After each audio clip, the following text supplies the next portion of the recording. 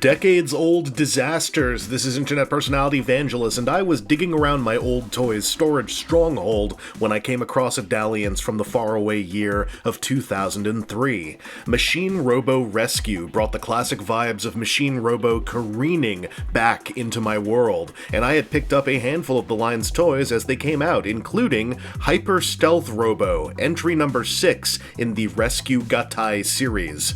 The bulk of the line came in the form of these Rescue Gattai packs featuring a named central robot with 4 nigh-identical support bots, in this case, Stealth Robo and the Tank Robo Foursome. Obviously they have one major thing they do together, but let's not only skin the box, but also render everybody into their vehicle modes to kick things off. Nothing says hypothetical rescue were it not for being on the disaster team like an armed stealth fighter jet flying in formation with 4 heavily armed little tankettes. And nothing says stealth fighter jet like a bold magenta-violet triangle with 2 light gray guns attached. Machine Robo Rescue was not really a series about disguises so much as modality, so don't judge this guy too harshly on his alternate form aesthetics. And hey, if you pop off the guns, you can even flip out some rear landing gear by flipping up the outermost wingtips, adding 2 more working little wheels to the central one up front. Also, stop typing that comment about the face being visible, have respect. The Tank Robo Support Squad is an identical quartet with a tank form that screams function. Not even over anything else, simply a monotone voice screaming, "Function!" Treaded bricks with twin side-mounted cannons and a pile of missiles for front bumpers as the good lord intended. There are 4 tiny wheels under each Tank Robo's treads, and all 4 weapon clumps can swivel up and down independently. Well, the missile blocks mostly just swivel down. I assume it's for a truly destructive dashback. As much as the Tank Robo Support Squad could have been a one-handable singular unfold to transform to robot mode, instead there are several small motions to make each one a quick but satisfying process. Unclicking the missile block joint, swinging down the tread legs and swinging down the hip section, and flipping up each Tank Robo's brave little face. And you know what? You can one-hand them if you think about it and try hard enough. You kinda can. I'm so proud. Stealth Robo is actually the exercise in simplicity, extending and rotating his legs before finishing. That's really all there is to it, unless you're in a rush to swing his arms forward. The bot mode lineup boldly displays a sequential series of chest numbers from 1 through 5, while the slight height difference helps to sell the idea that Stealth Robo is the main attraction. Stealth Robo adds a touch of the Tank Robo's navy blue to punch up his revealed face and chest, and absolutely has the silhouette of my 2003 self's recollection of a Machine Robo GoBot body. Simple, demure, chunky, and bearing some kind of major identity signifier, in this case a very pointy head.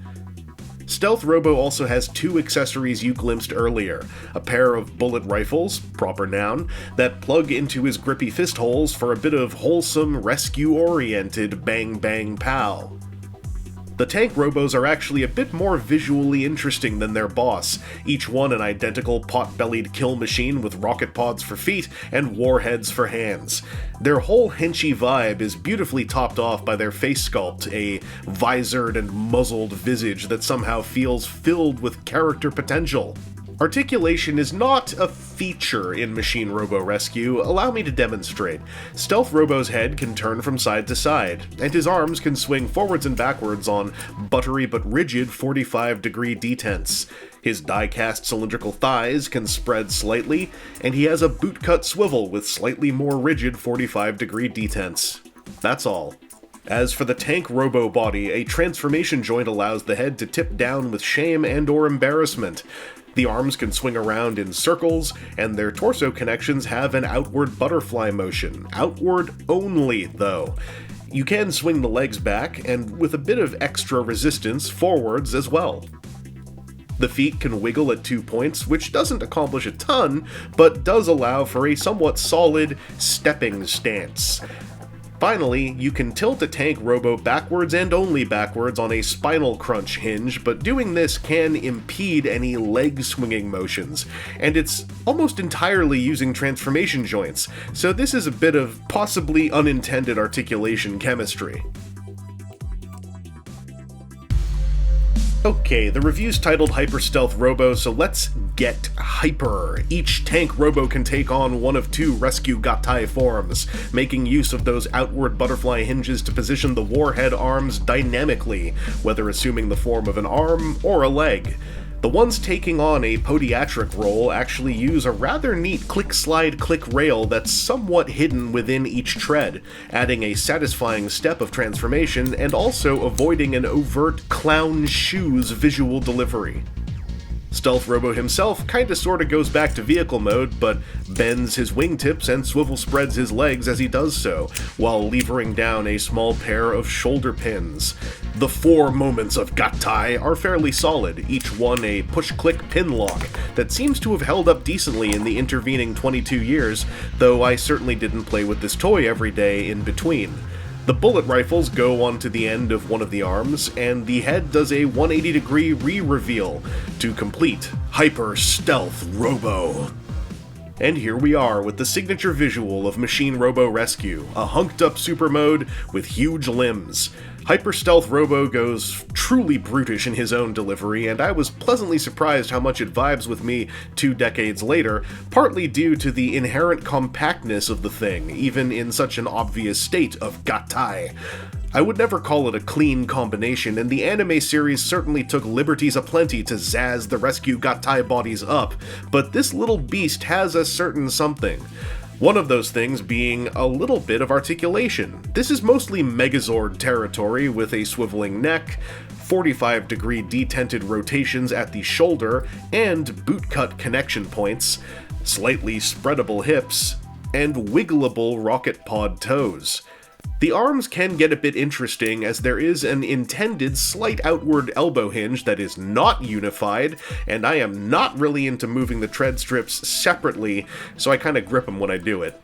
But you can use the shoulder peg transformation hinge for some outward swing, and the Tank Robo spine crunch hinge for some more outward swing, which can net some interesting articulation results if you get a bit creative. Look, a 2003 era dab. Oh, those connection points are Machine Robo Rescue Universal, by the way, so if you have access to more toys in the line, you can scramble them limbs up to save a city. Machine Robo Rescue remains an oddball little line, bringing in the Pocket Pal aesthetic of classic Machine Robo while merging the play pattern with Super Sentai's then annual dose of often limb-based Gattai. It has a serviceable if slightly flat 53-episode toy commercial anime series, and many of the figures remain rather affordable on the aftermarket even at the end of 2025.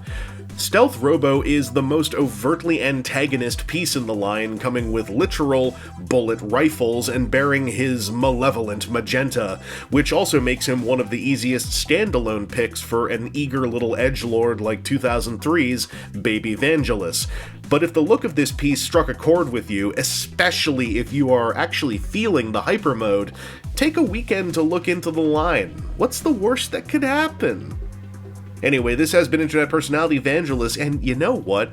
That's been the year 2025. Happy New Year, everybody. I demand your survival.